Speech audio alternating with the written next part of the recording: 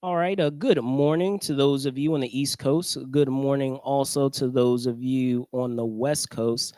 I'm your host, Brandon Troy, also co creator of Movers and Shakers Unlimited. Thanks so much for joining us wherever you're watching from.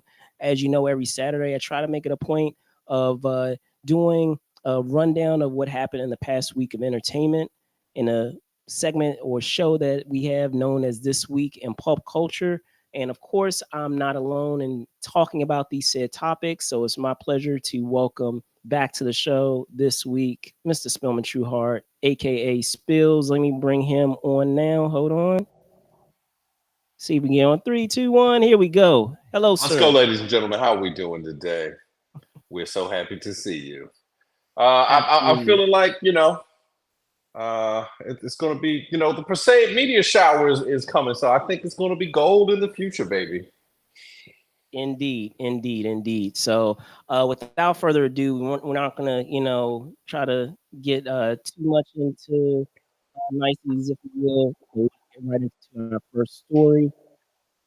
So the first thing I wanted to get into deals with music industry. We did have something that transpired over the course of this week with Lauren Hill, Fugees, of course, of them canceling their tour. Let me see if I can get this up on the screens. So Uh-oh. Oh, there we go. Nah, bro. So, Oh, yes, this past Tuesday, music fans of Lauryn Hill and the Fugees received a surprise in their inboxes as ticket purchases of their 2024 tour received notices stating that they would be receiving refunds. Originally slated to commence in Tampa this past Friday, so yesterday, the 18 U.S. city tour that would have concluded the American leg of its tour on September 21st, 20th, and 21st in New York and New Jersey, respectively, has not provided any reason currently for the sudden cancellation. There are sources over at Variety. This is, shout out to Variety for, the story, saying that the European leg of the tour, which begins in Dublin on October 7th and concludes in Hamburg on November 1st, will still happen as scheduled, at least as it stands now. But for those who are not aware, this marks the third year in a row in which Hill and her group have canceled some or all of their tour dates. What are your thoughts on the situation, Spills? um, unfortunately, the refugees, like they just the Fugees just don't be doing the right work that they're supposed to be doing. I just don't like they're always up to schemes. That's the thing that's crazy. It's not just Lauren, and that's the thing I feel like we're ignoring. Because if I remember correctly, wasn't Praz like also kind of weird federal case where they were trying to get Praz on some buy-in or something crazy like that? And then remember Wyclef. There's been a lot going on. I mean, I know at one, Oh, I believe at least with with Lauren, I know that she was stating that there were issues with her voice, like she was having issues with that and having it ready to go for the for a tour. So I mean, there are a couple of instances that they do spell out as examples, but the fact that this isn't an isolated case and that it has become a trend is a troubling thing. So do you put anything towards it of it being something that we should be concerned about, or something that is just another isolated incident? I think that obviously this is a pattern of behavior. That's what they say. They're like, no, no, no, this is a pattern of behavior. So I think that obviously she's going through some struggles. Yes. And we hope that she's doing well. But it's just it's sad to see. But I feel like there are a lot of people whose flame burns brightly in their youth, and then it burns so brightly that like you can't get away from the brightness. So I just feel like that's really what she's gone through. To be the darling that she was, I can't imagine what that does for the psyche. If you're not ready to be that, how do you feel? I feel like there's very few people who actually handle that level of scrutiny and accolades and whatnot. So this is what I would say is if we're and I want to actually go through some of the reasons that they give here in the story, just to kind of give a timetable of some of the things that have transpired. So and again, shout out to Variety for this article. It gives a breakdown of a lot, like I said, a lot of that timetable, and it says on November 22nd of last year, Hill and the Fugees were well within the tour. She announced that the remaining dates for the year were being pulled off, that she would resume touring in 2024. She was saying, at that time that she was battling, vocal strain, um, and she was further quoted as saying, I made a huge show about taking, prescribed, prescriptions, but this, can be detrimental to my body in large amounts over a period of time. So she was, essentially, battling, those strains and strains, you know, performing, night in and night out in, city. But they do go into some other instances. They go into another example where they say, the reunion tour with the Fugees was first announced in 2021. It was postponed and then canceled in January of 2022 with, the ongoing COVID conditions being cited as a reason. So, there were some factors, unforeseen factors that played a role. But at the same time, if we're talking about things such as like vocal strain and not really having your uh, I'm sorry, it sound. I was told that my sound is a little muffled. Is a little better now. A Yeah. little bit. Okay. So I guess what I was saying is, you have some, unforeseen reasons as to why you are canceling your shows, which is COVID, and that's understandable. But when we're talking about things like vocal strain, that tells me that you are agreeing to perform when you have an idea that your body may not be ready to undergo that amount of strain. People really don't kind of they really don't put into um they really don't put think that much of the amount of endurance that it takes to perform on a night in and night out basis. Whether you're doing a tour, singing, or just physically performing. As someone who's a theater major, and the physical toll that it takes to perform night in and night out, and sometimes you're performing more than once in a given day. In some instances, it's not an easy thing to do, and so if we're also thinking about in regards of being an athlete, I mean, we were both athletes. That is something that's not easy to do, in any circumstance of pushing yourself, whether it's physically, with your body, or even vocally when you're singing. So Or even hyping yourself up mentally to perform that on the too, level. Because that like too, that not too. mailing it in, like I think that people really underestimate how They do. much of like going in front of people is giving it 100% every single Yeah, time. yeah, absolutely, Because like, absolutely. you know, And no one city, there's just not every city is not going to be the same. You're going to get a yeah. different type of vibe from one city to another city, and being able to adapt to that and be able to kind of run with that. That And that's living on a tour bus too, low key. that's a skill in and of itself. So I don't want to say that it's irresponsible. I don't want to go as strong as that, but I would just say that it would be I feel like it's doing a disservice to yourself of pushing yourself to do that if you're not able to meet that standard, or be ready for that moment to do that. Do you think you could do that? Do you think you could do a tour? Like, let's say we went on the road with the podcast and we did like a 30 city tour because we got so big. I don't know, maybe, but again, like I said, it's still just like you were saying. It's a mental thing. Like it's still something that I and I feel like you would agree with me too. Well, it's still something that you have to like wrap your head around and get yourself mentally prepared to do. Because it's like I said, it's no different than any type of performance that you're doing, whether it's athletic, whether it's singing, whether it's acting. You are still, as you said, performing among, in front of a group of people. That group of people that you're performing in front of are not going to all react to your performance the same. So you have to adjust to that.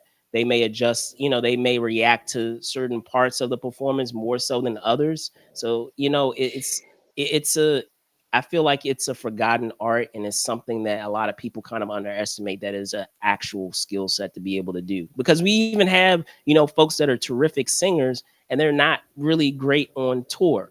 Like if they were, performing in a studio, they would do great. But when it comes to actually having to adjust that and adapt that to, a tour setting, Frank Ocean. it's completely different. And then vice versa. You have folks Yeah. that are terrific, they're terrific tour Tours. artists Yeah. and not Yeah. necessarily, awesome singers. So Yeah. because you're dancing, you're singing, you're doing a lot of things and multitasking a lot of things at once. And that Like the that Black again Eyed is a Peas. Yeah. skill Yeah. set. So hopefully, they're able to Yeah. Put it get together. that together. It is a bummer. I feel like it is a bummer if they do manage still to kind of get the European part of the tour together, but they didn't manage to get the American part of it together. Because I know folks would kind of feel some type of way. Fans, I know, would feel some type of way, like, okay, like you can't have anything ready for us here in the States, but like when you go overseas, you have no issue performing. Maybe Lauren likes the cheese. Maybe she just likes, European cheese. Maybe that's it. Regardless of But what the I reason feel like is, she might be vegan. I feel like would you be? I feel like she might be vegan. regardless of what the reason is, man, I don't know. I'm just saying, as a fan, like I'm sure fans would feel some type of way of like, okay, if you're going to cancel the whole thing, just cancel the whole thing. Or say, if you're going to cancel one part of your tour, cancel the whole thing, versus you know canceling a part of it that makes it feel like you're alienating a certain part of your fan base. Uh, Yeah, but I mean, the people that are still buying tickets to see Lauren Hill and the Fugees, um, they gonna buy them tickets they are, they because they are. gonna get the money back. They'll be like, "All right, you got me Hey, this time. go I get the ahead. money back. Go ahead. Hey, go I'll ahead. just give it back to you." Hey, go Because ahead. it's not like they paper tickets. Like if it was a paper ticket, I feel like because people have digital tickets now, like flaky artists is more of a thing than it used to be. Yeah, I mean, I agree with you to a degree, because we did have the incident, the example with what is it, Jennifer Lopez, right? I know she was having a tour, and then that kind of like fell apart. So um, I don't know.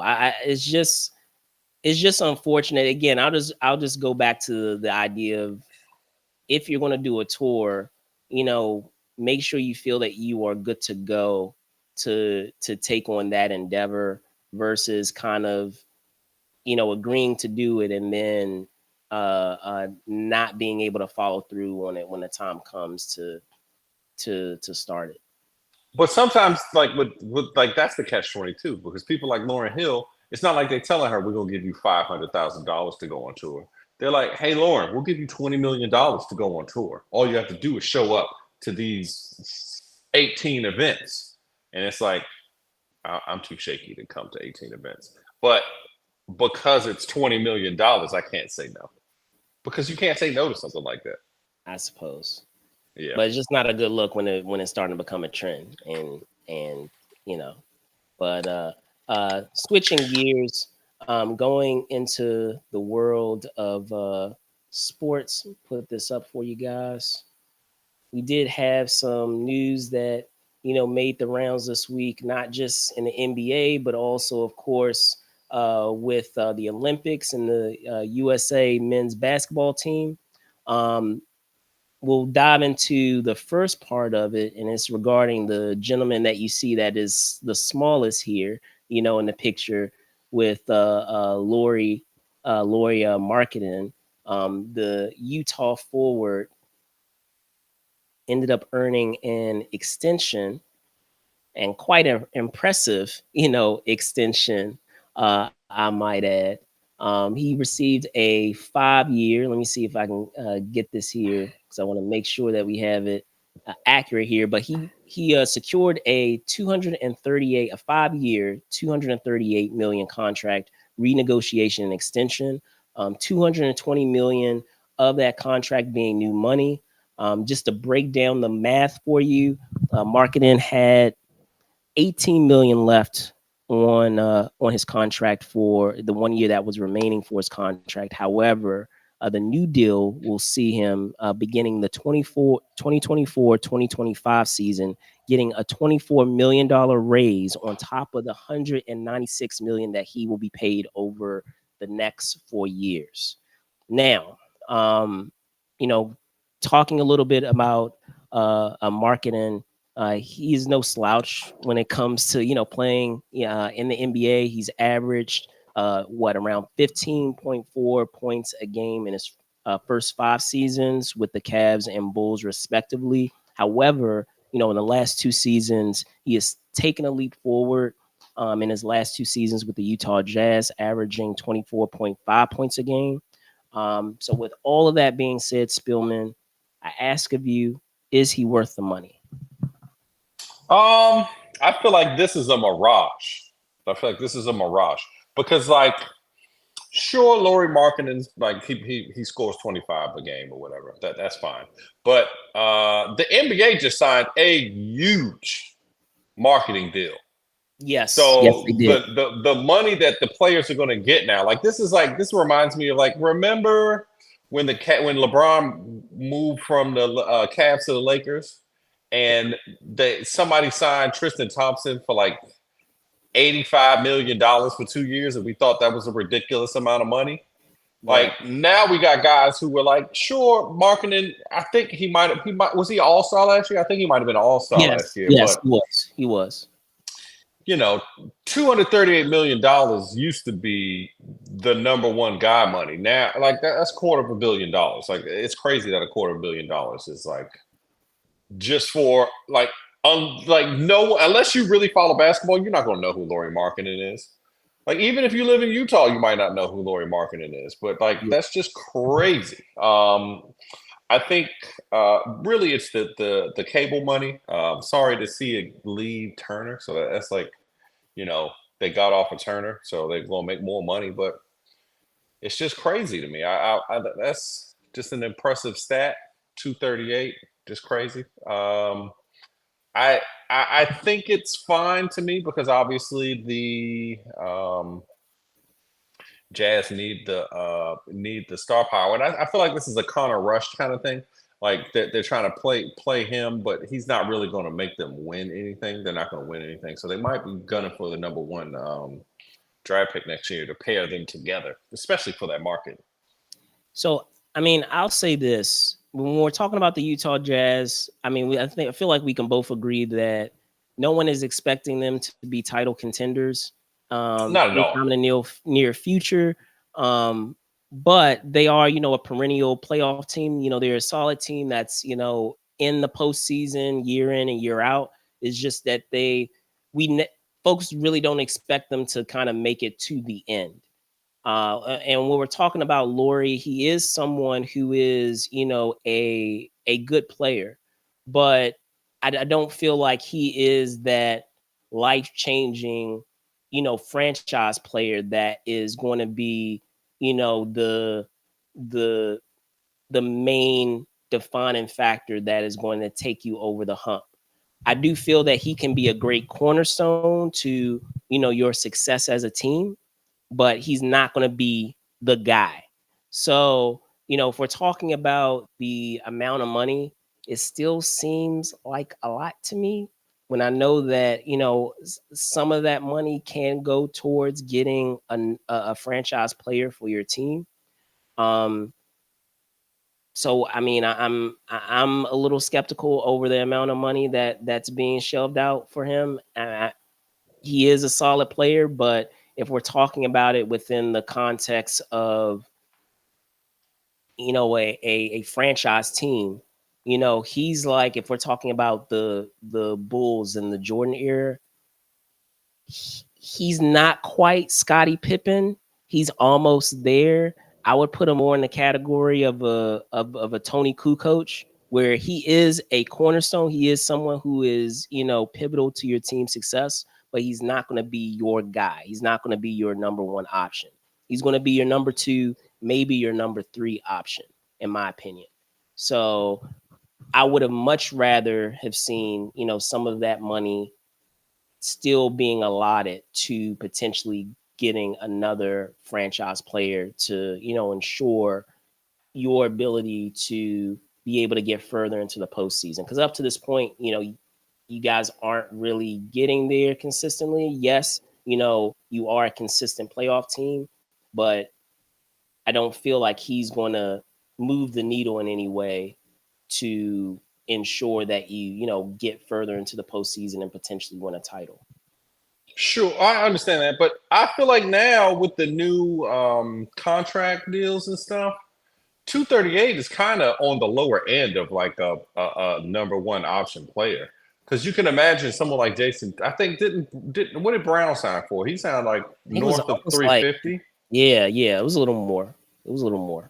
Yeah, so I feel like because like you think about it, like let's say Steph is in his prime today, wouldn't he be worth $500 million? Wouldn't you feel like that? Easy, So it's easy. like 238. It sounds like a crazy number because that's a crazy amount of money.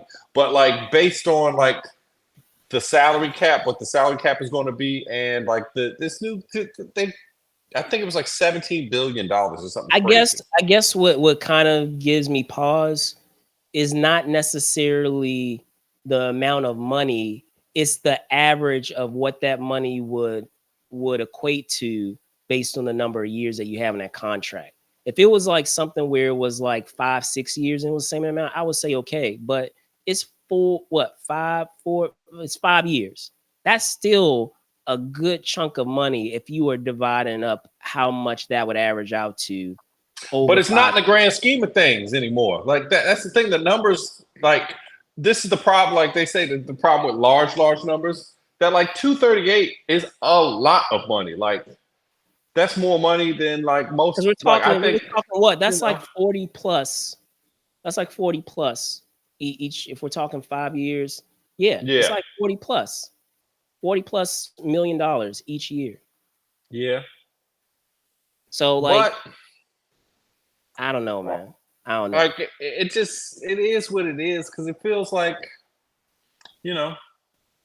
Sure, Mike was making that much then, but they weren't in as many. They weren't like paid for. Like people pay for these subscriptions and stuff, and they pay for the games and the per game rate. So it's like you got to have something to sell.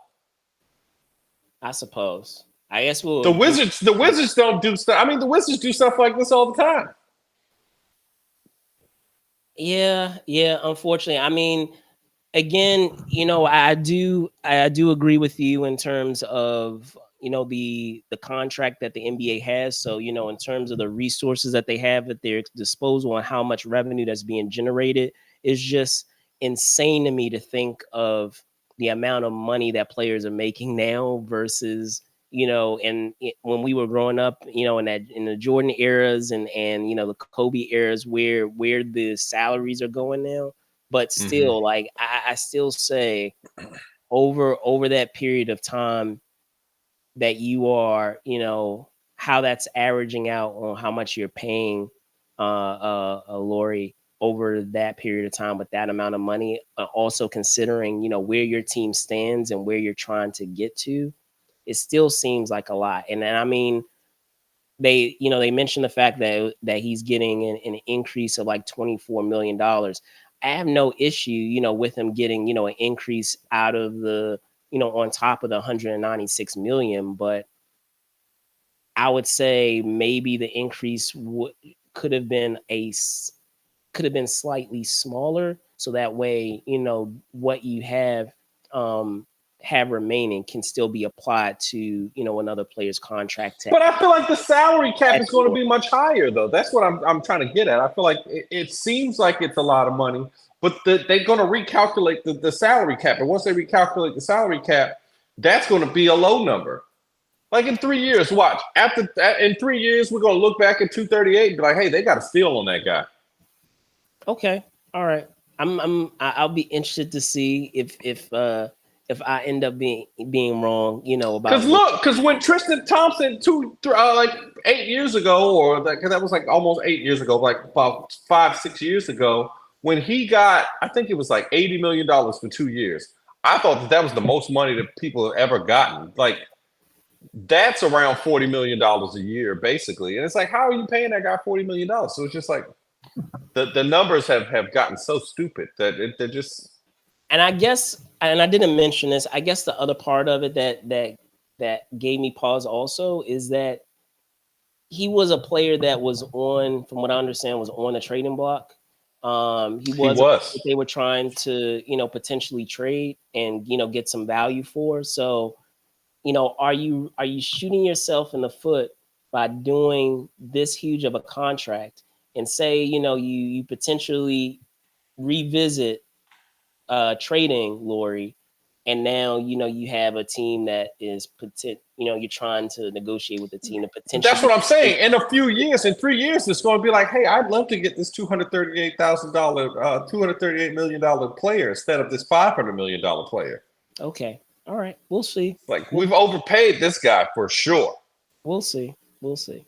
But the other part of what we have with this story, and I Spillman, I know you were saying that it wasn't visible. Is it visible now of what we have? No, not yet. Still not. Okay. Yeah, yeah. Um, It like flashed for a second. Gotcha. Let me see if I There can you get go. it back There up. you go. Okay. So in talking about the other half, of the story with what we're talking in sports is we had our DC Metropolitan native, none other than Kevin Durant, future NBA Hall of Famer, Easy who money sniper, baby. made history in the U.S. Quarterfinal blowout win against Brazil with 11 points in the game. In scoring these 11 points, Durant became Team USA's all-time leading scorer. That's crazy to think about, thinking of all the greats that we've had play, in for the US of A in the Olympics. And this all-time leading scorer milestone not only includes the male side but the female side as well. And he now stands, at least as of the quarterfinal game, he stood at 494. I believe now it's 503, which surpasses Lisa Leslie, who was tallied at 488 in the time that she wrapped up her career. But I just wanted to just put it into context, guys, of how impressive this milestone is. To give you kind of a breakdown of and give you a breakdown of the amount of points that Durant has scored over his time playing in the Olympics. You have LeBron James currently right now, who's at, I believe, 344. And looking at the rundown with the current scores as it stands, he's still active, by the way, but 503 is quite a ways away from 344. So I'm not sure if in the lifetime that James is going to be playing, that he'll reach that milestone, because from what I understand, this is going to be his last Olympics, or he's at least stated as much.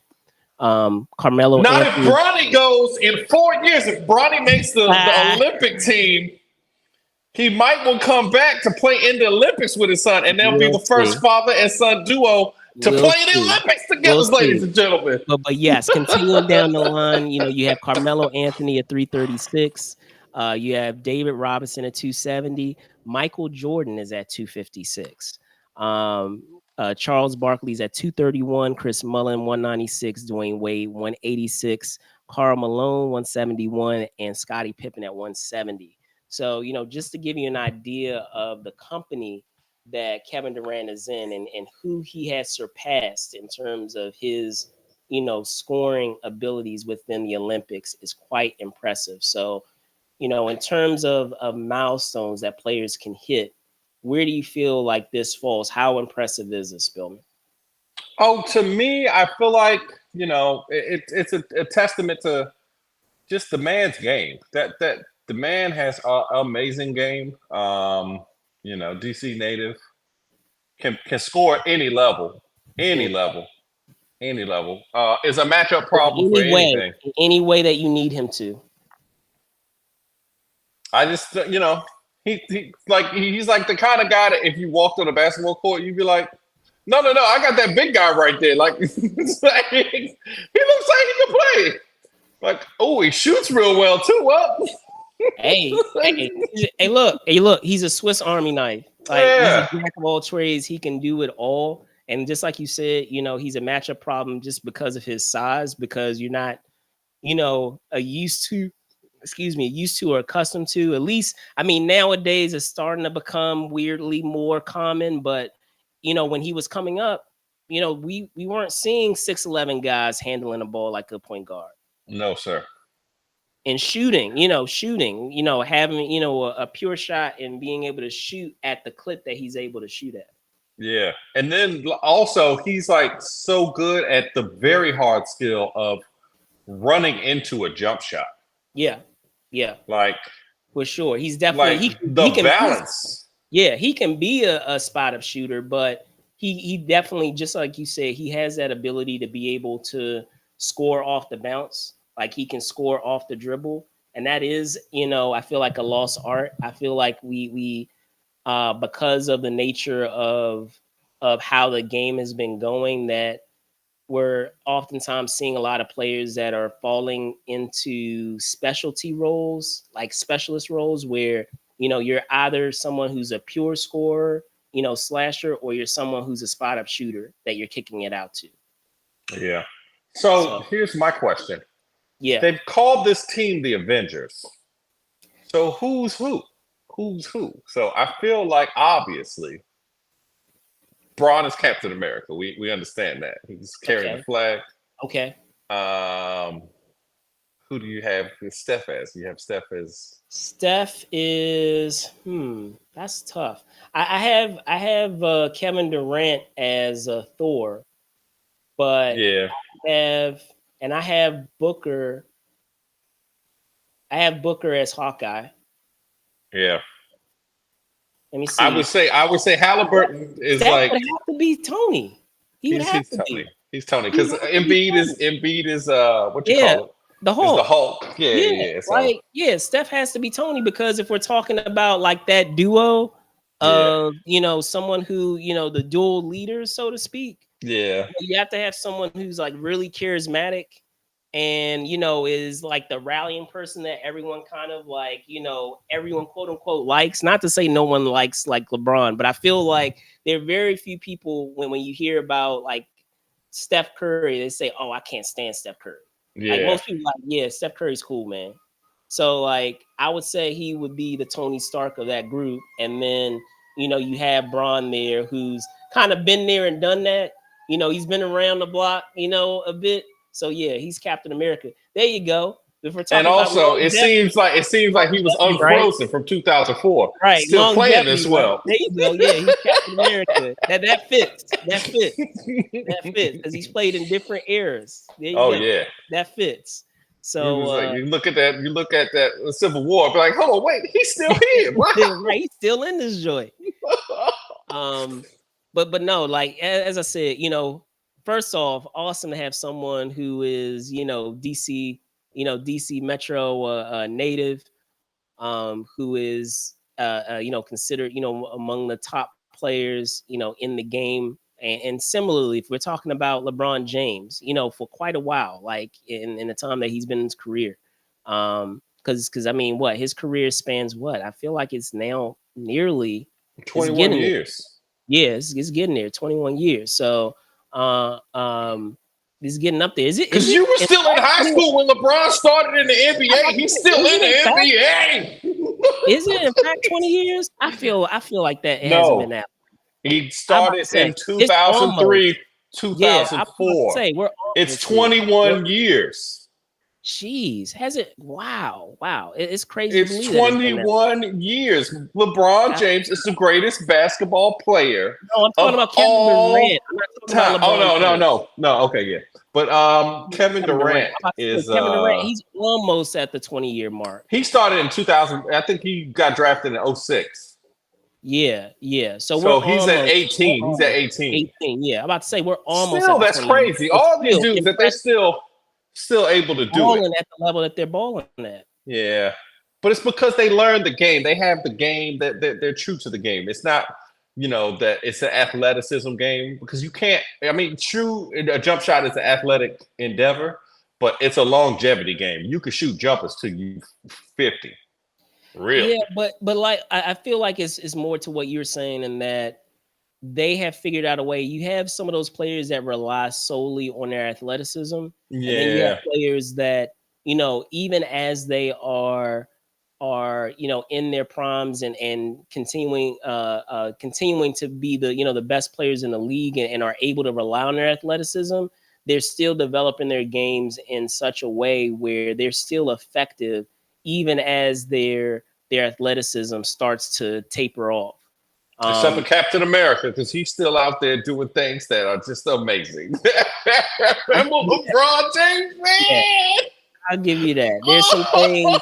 There's some things that he does where it's like, He had wow, that chase that's down pretty block impressive.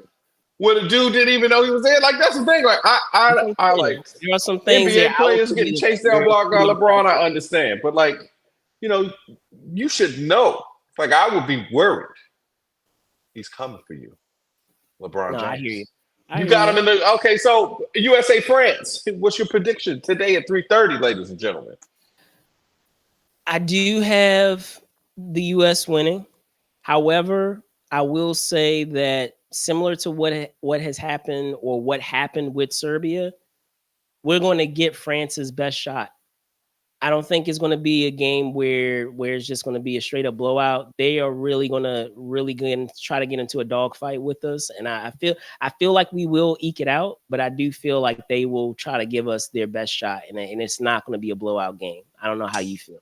I feel like we have better shooting than them, but I worry about them two big boys in the paint, man. Like they're going to put Rudy on Embiid, effectively shutting him down, and you know I have an eerie feeling that this is like one of those like, oh no, there's a new kid on the block. Like I don't think that they've played the team USA has played Victor Wembanyama, and I know that Embiid himself took a personal this like now that we're hearing all this stuff about the France national team and him not joining the France national team and him giving it Victor 70 earlier this You year. said they didn't play. I could have sworn that they played them in the exhibition. I don't remember if they did. I don't remember if they Yeah, I did. feel like they did. I don't remember if they did. So Um I'll check that because I feel like they definitely played each other in the exhibition round against each other. Like they already faced off against each other. Um, Let me see. Paris. Yeah, I definitely feel like they. Yeah, I want to say that they already have played one another. I don't think No, go so. ahead. Go ahead. But at any rate, I feel like this can be like because his skill set is so different than everyone else's. Like Victor Wembanyama, I know that I've been like my friends tell me that I'm giving him more glory than he deserves at times. And also the home cooking will be, you know, they got the Tony Chachere's. They putting that seasoning on there. The home cooking is going to be they're going to be putting home cooking on. But I don't know. This is going to be a great game, I feel like, because, Victor Wembanyama is a special player. And for some, I feel like styles make fights. And he's not going to let any of that post business happen. And they have Rudy Gobert. I So don't yeah, know. you know what? I stand corrected. For whatever reason, in my No, head, they I was have not thinking played that them. they had previously played France in the exhibition, but they did not. So I No, stand they did corrected. not. We're going to see. I feel like this is going to be an epic game. I was getting it mixed up. I know for sure that they played Serbia prior, but they didn't. Yeah, Yeah, they didn't play France. So this they will didn't be the play first time. France, so we'll But I see. will say that speaking of playing France is outside of the two the two centers that you have there. You talk about Wembanyama and you were talking about Gobert. They don't got Who nobody else for I'm sure. about to say who else do you picture that we have? For sure, they don't have nobody else. But they So got. like, I told you. that's what I'm saying. It's gonna be the home cooking. So like you do have two players that get canceled out that you mentioned in terms of those matchups, but who do you have on Kevin Durant? Like who do you Wemby's have? going to play Kevin Durant. I feel Who like do you Wemby can have? stay with him. Who do you have on Ant? Like who do you have on Nicholas Steph? Batum. Bro, go ahead. Go ahead. Who do you have on Steph just coming off the 30 plus game that he had? Like, I don't Yeah, know, I man. mean, obviously, it'll have to be a very special situation for him to do something. But And then you have shutdown. You have your shutdown point guard on defense. Brain Drew farting. Holiday. Drew Holiday No, yeah, putting the Drew straps Holiday. on. Putting the straps on. Strapping up the PG there. So I Yeah. don't know. Like I said, I don't feel like it's going I to be as mean, long. they all the Avengers. They all the Avengers. I feel like they all have, and just like the Avengers, they got a lot of specialists. And Derek White is a beast too. So I feel like they made the moves to beat really any team. But Yeah, I just feel like we are very deep.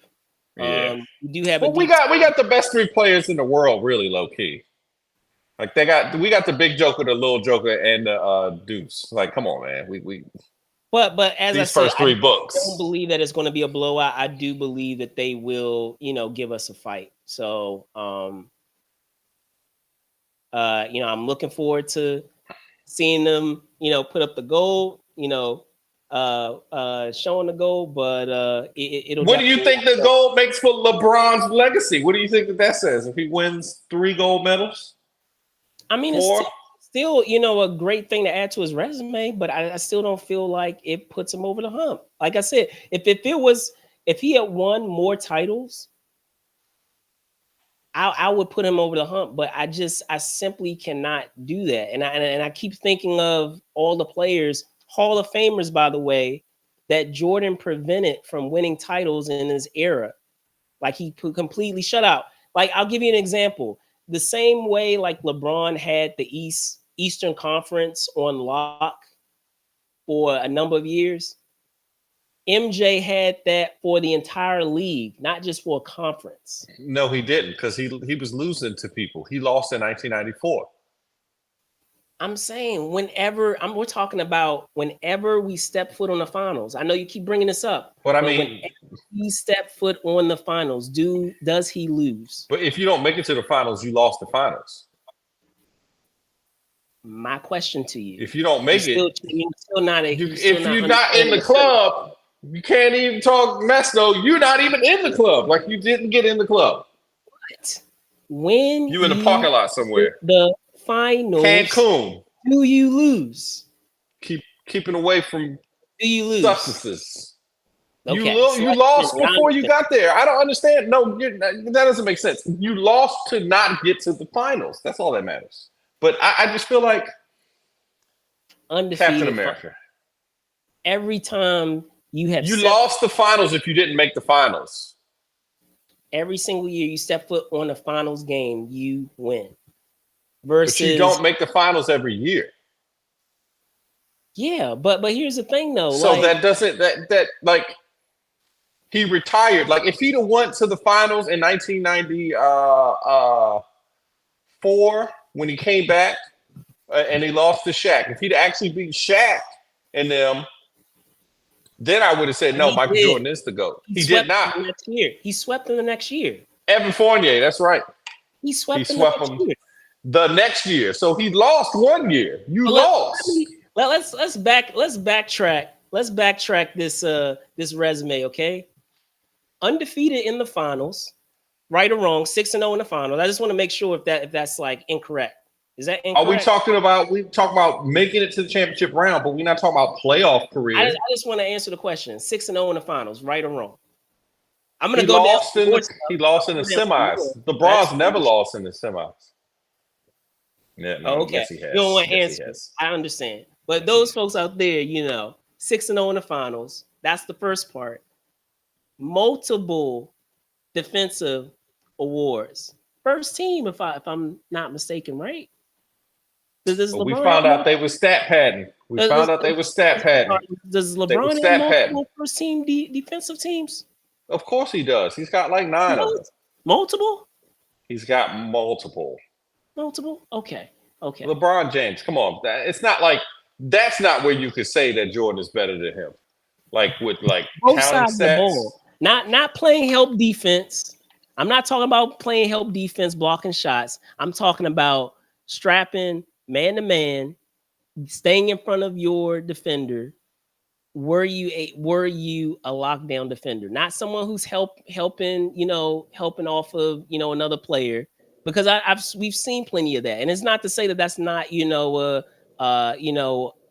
But defense. the thing Yeah. that's funny is we have seen the season where Michael Jordan won that MVP, that the Defensive Player of the Year. They were stat padding for him. Uh-uh. He averaged like 8 steals a game at home or something stupid. Evan Fournier, that's right, Ray. Welcome to the chat, Ray. We're so happy to see you. Hope your weekend's going well. Yes, sir. Yes, sir. Hope it is going well. But man, like, yeah, we're gonna have to agree to disagree. As I say, I have so much respect for And LeBron James. Kevin Durant and LeBron And James, we're so yeah, I happy. have so much respect for Kevin Durant. I have so much respect for LeBron James. But again, LeBron James is not the GOAT. He is right there, number two. He's just a shade behind Jordan. So, um, but be that as it may, I know we could probably be at this all day. We're gonna switch gears. Unless That's you right, have ladies and any gentlemen. final thoughts, we're gonna switch gears to film and TV.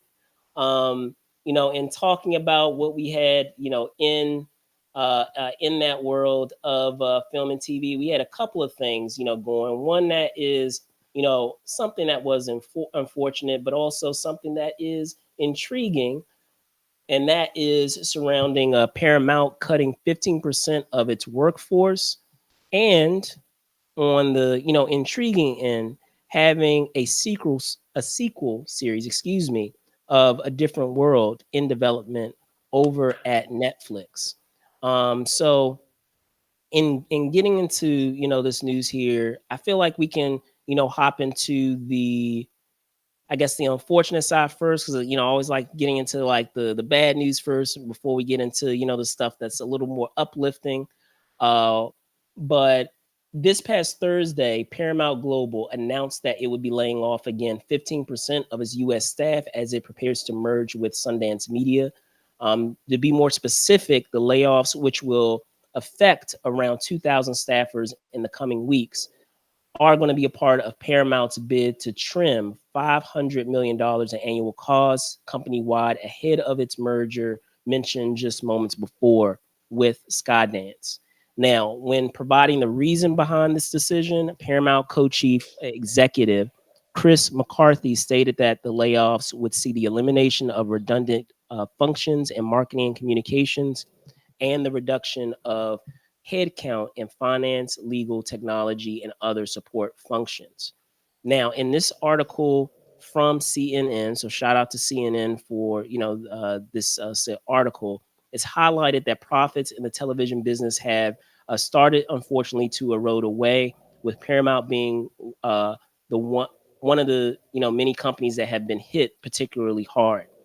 Despite owning a slate of company networks, if you're not aware, Paramount owns, Nickelodeon, Comedy Central, and MTV. The company has seen its valuation plunge amid the turmoil, with its shares dropping nearly 80% in the last 5 years. That's insane. Now, That's crazy. with that, all of that being said, it is revealed, and this is a bright spot, if you will. It's revealed, of course, that Paramount is their streaming service, Paramount Plus, has posted a $26 million profit after losing $424 million during the same period last year. So, they are seeing an uptick, with what they have with their streaming service with Paramount Plus. And the expectation is that subscriber growth will continue to trend up in the second half of the year. Spills, it's never cool to hear about any company laying off its workers. So, what are your feelings towards this?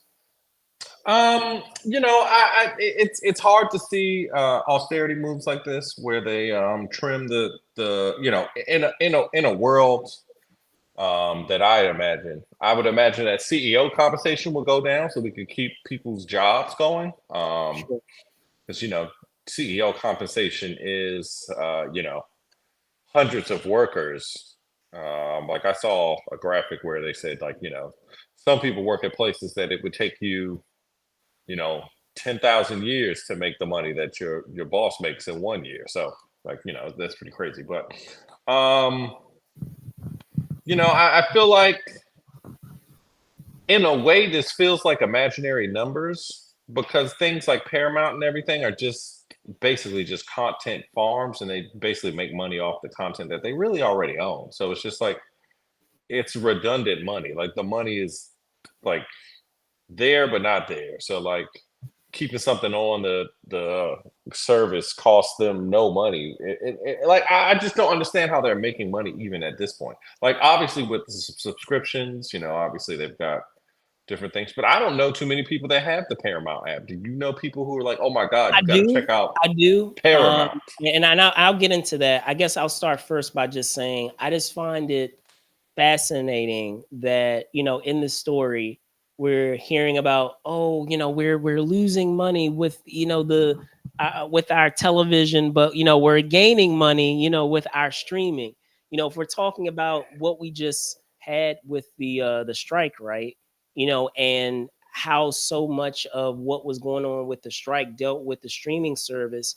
It just seems like, and call me a conspiracy theorist, it just seems like there is a, it seems like a kind of a sneaky effort to kind of highlight the importance of streaming over other forms of content. um but that's the cynical side of me. The optimistic side of me, or the side of me playing devil's advocate, if you will also agree that, and perhaps I don't know if your viewing habits are the same, Spill, is that most of the things that I do watch that are different series, different TV shows are on streaming networks. And I mean, if even if I'm thinking of some shows that do air live, sometimes I don't always have time to watch it right there live. So I have to like watch it on demand after the fact on streaming. A good example of that is Game of Thrones. We're talking about House of the Dragon, right? I Hmm. remember at a time where I would watch it live right there on HBO. But you have a lot of folks who don't really purchase those premium channels anymore, because nowadays you have a lot of those streamers that allow those episodes to drop the moment that it comes on air on the actual premium channel. So Hmm. because I have access to, what is it, Max, I can check out the most recent episode as soon as it airs right there on Max, versus having to have HBO and watching it directly from HBO. And I think it's also because of just and I don't feel like enough is talked about this, just the nature of where, and this is getting into something else. I feel like we could dedicate a whole show, but I'll talk on it briefly. Is just the nature of where the economy is right now, where, we have so many folks that, because of how expensive things are, they're not buying, those premium channels anymore, right? People that have I mean, cable, it's always been a finite number of people who wanted to buy premium channels. I know. Hold on. I'm gonna get to that. You have Yeah. fewer people that are buying premium channels, but also you have people that, in order to make a living, they are working two and three jobs, and because they're working two and three jobs, they're not at home as often. So when they finally do get home, a lot of times they're not watching the show right then and there when it airs. Their viewing habits is more on the binging end when they have time to sit down and watch something, versus watching it as soon as it airs right then and there. So I Hmm. feel like there are a lot of mitigating factors that are happening right now that's changing the habits of viewers in terms of how they take in their content. But also, the cynical side of me is also kind of like what you were saying. I feel like some of that stuff is being padded to really try to highlight the importance of streaming, so that way, there's a bigger push towards streaming versus what we had with TV. Like, also, even speaking of with that, look at this example with this different world series in development. That costs literally no money. Like, it doesn't cost no money, but like to take something that you already own, that you already have all the rights to, and then making it into a new show, just Well, updating let it. me pause you. Let me pause you on that point. I want to get into that story so that way we can break that down, and then I'm going to punt it back to you. Okay. Okay, cool. So, We can do that. in talking about a different world, um, as I mentioned before, it is a show that's currently in development over at Netflix. It's being shepherded by writer and executive producer Felicia Pride. It will also see Debbie Allen, Mandy Summers, Tom Warner, Gina Prince Blythewood, and Reggie Blythewood. The creative team, in fact, behind the original series also serve as executive producers. So, as I said, you have Pride, who is shepherding it as the writer and executive producer, but you also have the creative team from the original show also coming on as executive producers. For you youngsters out there, it's kind of weird to say youngsters out there, but for those that are unfamiliar, because I know this show dates back a ways. It was a spinoff of the Cosby Show. It ran for 6 seasons on NBC, starting in 1987, and it followed Denise Huxtable, Lisa Bonet, and her new classmates at Hillman College, a fictional, historically black university. Now, after Bonet exited the series after one season, the show shifted its focus to the other students played by, Don Lewis, Glenn Turman, Corey Tyler, Kadeem Harrison, of course. Cree Summers. Of course, Daryl M. Bill, Cree Summer, Jasmine Guy, uh, uh, Carneal Brown, and of course Jada Pinkett Smith. Yes, that Jada Pinkett Smith. Yeah, So yeah. the new series will see the daughter of Whitley, played by Guy, and Dwayne, played by Harrison. As I mentioned before, OG characters from the original series attend Hill College, her parents' alma mater. So, Spillman, punting it back to you. What were your thoughts, or what were you mentioning about different world? It's just it smacks of people trying to find themselves in a corporation trying to find a quick buck. I feel like there's a lot of content on the internet, and I feel like that's where a lot of these companies go to find what's popular still. There's a lot of nostalgia for a different world, especially with that bombshell finale where your man goes and tries to interrupt that wedding. Yeah, yeah. How would you feel? How would you feel, Brandon? You stand up there with your lady, and some joker from college pop up, snatch her up off that stage with you, man. I would just be. It's gonna be people gonna be Whoo! shouting Jerry. There's another Woo! throwback. There's another throwback to the '90s. There's gonna be Yeah, but good lord, I don't know what I would do if I paid $6,000 for a ring and then she just handed it back to me. What? so. What? But yeah, obviously I want to see this do well because you like to see shows with geared to this population because the HBCU population is a very strong one. So I mean, you could sell it that way. I mean, obviously it's a positive show, so I don't have anything negative to say about the show. But it's just like these corporations. It's just like I'm like at a point with nostalgia. I don't know how you feel about nostalgia, but I feel like I'm nostalgia. Nostalgia. It's too much nostalgia. Everything's I don't nostalgia. know. I don't know if we're talking about nostalgia. I feel like nostalgia is still proving again and again to be a thing. Our number one movie that's I still mean, in yeah. theaters. Our number one movie in theaters right now is nothing but nostalgia, and so like I feel like we can't really underestimate how much nostalgia is a factor in allowing people to enjoy content. However, I will also say I just hope that, with the show as iconic as A Different World, that they're able to find with this new show their own voice and their own identity. Like, But how could you though? but hold on. I still wanted to, of course, you still wanted to have the feeling of the prior show, because it is a fine balance, right? It is a fine balance of still making it feel like it's a part of the universe, if you will, right, of the original show, but Mm-hmm. still having finding its own niche or finding its own identity of what it is. Like, it should still be able to stand on its own 2 feet as a show, but still, of course, feel like it is up within the universe of, its source material. So I'm cautiously optimistic. Like, I'm interested to see what they do with it, but at the same time, I just don't want it just to be something where they're just throwing characters in there like, oh, look, see who it is this person. But Oh, that's what they're see, going look, to do. They're going to do that. That's what I they're mean, going to they do. are to a degree, but at the same time, I want to I hope make they sure don't that they do a have characters sad that are, Sinbad cameo. I just hope that they have characters that are interesting enough that, still are able to function on their own and are intriguing enough on their own, where the fact that, you have it happening in the same universe is just gravy, but not the thing Mm-hmm. that you're relying on, if that makes sense. That makes sense.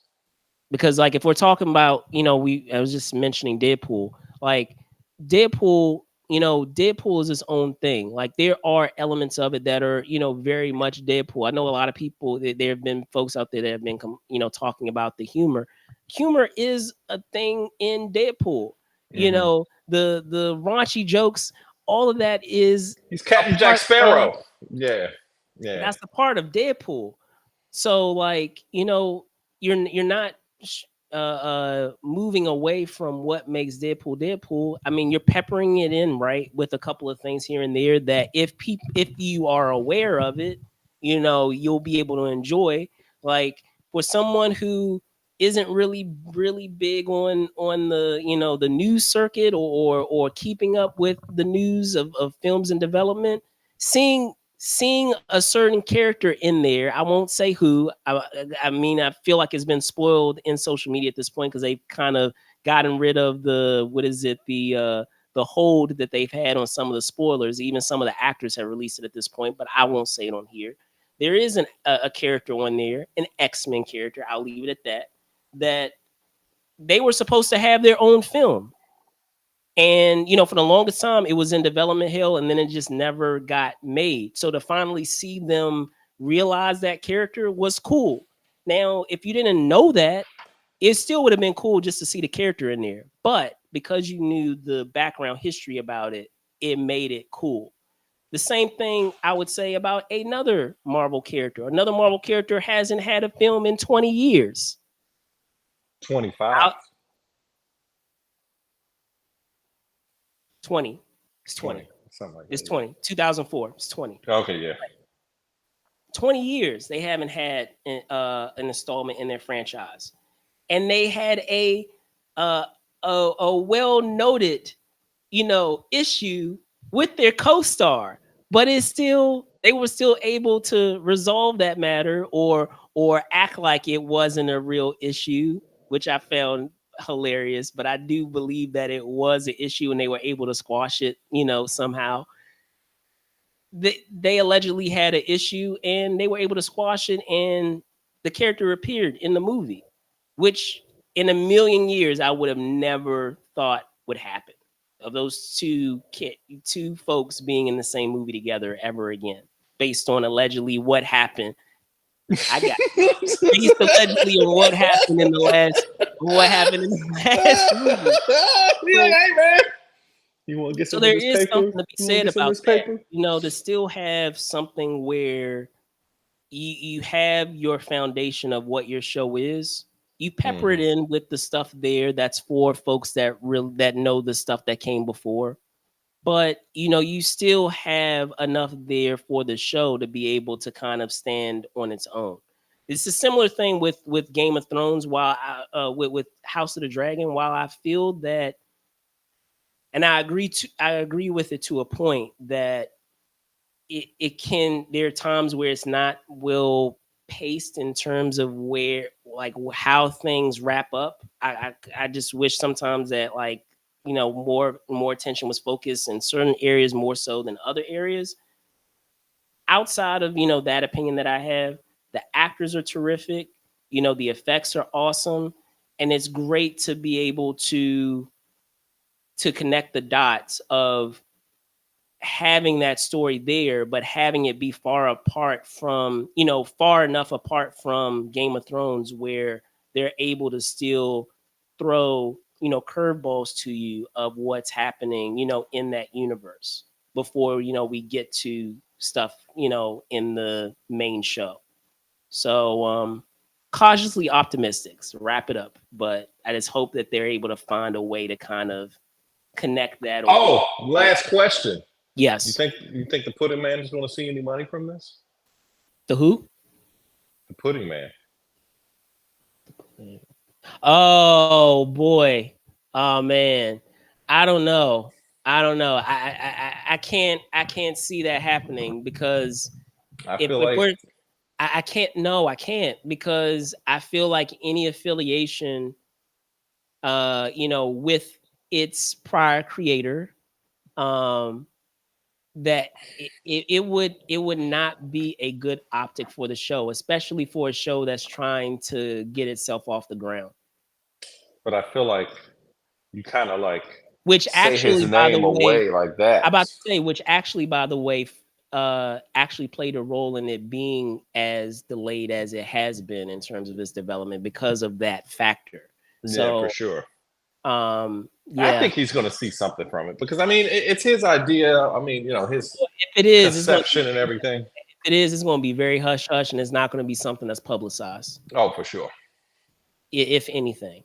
So, all right. So getting into our final story, and it's very fitting too because we were just talking about a different world, right? And now talking about another HBC, Oh yeah. Howard University, here in our nation's capital, right here in the DC area. There was news this week that the HBCU, known as Howard University, their medical school, their School of Medicine, would be awarded 175 million from the Bloomberg Philanthropies Greenwood Initiative. Now, this initiative, which is part of a larger 600 million dollar commitment, is also being divvied among a few other HBCUs, which include the Meharry Medical College, the Morehouse School of Medicine, each of which will also receive 175 million. It also includes the Charles Drew University of Medicine and Science, which will be receiving 75 million of that 600 million commitment by the initiative. Now, these funding levels were determined by current class size and the anticipated growth of these programs. And in talking about the 175 million that was gifted to Howard's School of Medicine, the president of Howard University, Ben Vincent III, was quoted as saying, "This is a transformational gift, not only for its impact on cultivating the next generation of health professionals, but for its visionary investment in the intergenerational wealth and health of our medical students and the communities they will serve." Spillman, what are your thoughts on this donation to one of not only a historic a HBCU, but HBCU that's right in our backyard? I would call this the presidential bump announcement. I feel like if you run a university that has somebody that's a front runner for the leadership of the country, people start giving that school money. They start to do things that are very good. So I hope to see this money used for things like research and development. I know that the university has a hospital, obviously, and they do great work over there. So I'd like to see what they're going to do Obviously we're both in the backyard of Howard, so I know I mingle with a lot of people that went to the university. I don't know about you. I'm Yep. sure you do as well. I mean, Yep. I'm sure everybody Know got know an a auntie couple that went know there. know a couple Yeah, of alums, some well-known alums. yeah, that's right. That's right. So, to me, I feel like it's just really good. The university does really good work, and it's good to see that they are becoming more solvent. So the medical school, I think, is responsible for the most black doctors in the world. I may not be 100% sure on that, but they definitely put out a lot. So I'm just really proud for the university. Um, For sure, for sure. I guess I'll express the similar thoughts in that it's always awesome to see a school receive a donation of this kind for something that's important. mhm. We're talking about folks that are going into the medical field and becoming doctors. Those are such pivotal parts of our of our of any given community. I know we talk about entertainment on here a lot, but in the bigger scheme of things, of what we have of people who are actors versus people who are doctors, people who are athletes versus people who are doctors, and the importance that that serves in terms of helping people in the community, of saving lives. It's such a cool thing to see, and it's even cooler when it's happening among our HBCUs, because let's be honest, when we're talking about our HBCUs, perhaps to other colleges that we have out there, some Ivy League colleges that we know in terms of their alumni, they get endless amount of resources, that amount of resources also being applied to those colleges that may not always receive that type of that type of help. So it's awesome to me to be able to see it with a HBCU. It's even more awesome to be able to see it with a HBCU in our as we said, in our backyard here in DC. um I guess outside of that, another thing that comes to mind with that is in terms of helping doctors, or folks that are trying to be doctors.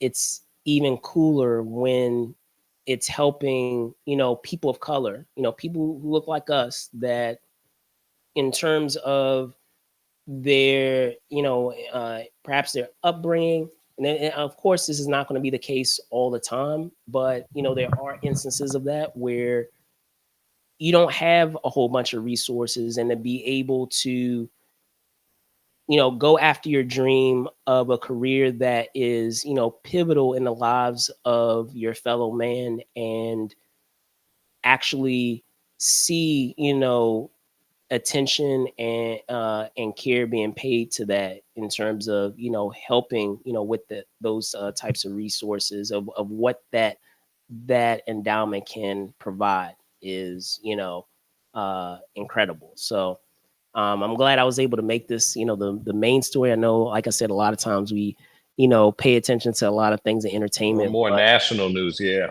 yeah, but I feel like this is like such a big deal in terms of Huge. the impact that it has going forward for a lot of doctors that we have, people of color who are going to become doctors in a given field, and where that is going to take them because of the resource that is provided here with this endowment. So Spillman, any last thoughts before we wrap up here? I just again think that it's an awesome thing. I wanted to shout out. I don't remember if you said the name of the organization that did the donation. Did you say the name of the organization? Yes, I did. Yep. I just It wanted to was shout them out. the Bloomberg Philanthropies Yeah, Greenwood Initiative. yeah. Bloomberg. Bloomberg does crazy work. Um, I've seen some of the work that they've done, and just really just good for the university. again, it helps to have that somebody running for president that looks like they might could win. People will give you money if you are associated with that kind of stuff. Like, hey man, you want to go to a school that had the first female black president, right? I mean, the first woman president, the first black woman I hear president, you. first I Asian hear you. American president. I hear you. I mean, I hear you. I hear you. it's a welcoming place where people can, where the future leaders of America learn to be citizens. That's right. Indeed. Oh Indeed. yeah. Also shout out Dr. Williams. And also when that we're our, our late grade King of Wakanda Oh had, yeah. um got his I mean, education. not So just like guys like him, like and even then we're also Thurgood. talking about and then we're also talking about different world, right? So if we're Yeah. talking about the source material, let's not also forget Felicia Rashad, who's also an alum of And, Howard and a University. dean right now. She's a dean, additionally, Oh ladies and yeah, gentlemen. oh yeah. Yeah, Shout out, Felicia. Shout out. that's right. So so that's gonna wrap up this edition of This Week in Pulp Culture. As always, before we let you guys go, I'm gonna punt it over to Spillman. Spillman, sir, while you're getting your I'm getting my hearts up, emojis off. That's right, get your ladies and emojis gentlemen. up, you tell folks where they can find you. You can find me on Instagram at Truly Spill. I'm there. We can talk about things. You want to talk about the new Deadpool movie and how much you like the cameos? I'd love to talk to you about that. Also, tonight, make sure you go out and check out that media shower. It's supposed to be beautiful. For sure, for sure. Speaking of which, speaking of today, hopefully you guys are, going to check out the game in a few hours. I know we were talking about the media shower, but the championship, the gold medal game in a couple of hours. Hope you guys enjoy that. And then, feel free to, drop us a comment on your thoughts of the game, of course. But outside of that, thank you guys as always so much for watching. You can find me at, and I'll put this up here. You can find me at Brandon Choi ENT on X, and of course Brandon Choi _ENT on Instagram. Do have a couple of shows that are on the way in terms of what is it? In terms of some upcoming, reactions for upcoming films, but also some upcoming events too. So hopefully you guys have been keeping track of the socials with the Instagram and all of that, because we got some things in store coming for you guys. And I think you guys will enjoy it. But that out of the way, thank you so much, Spill. I'm and Brandon. make it raining because LeBron is the GOAT, baby. Four gold medals. 4 gold medals. Boo. But on that note, guys, catch you next time. Peace. Peace.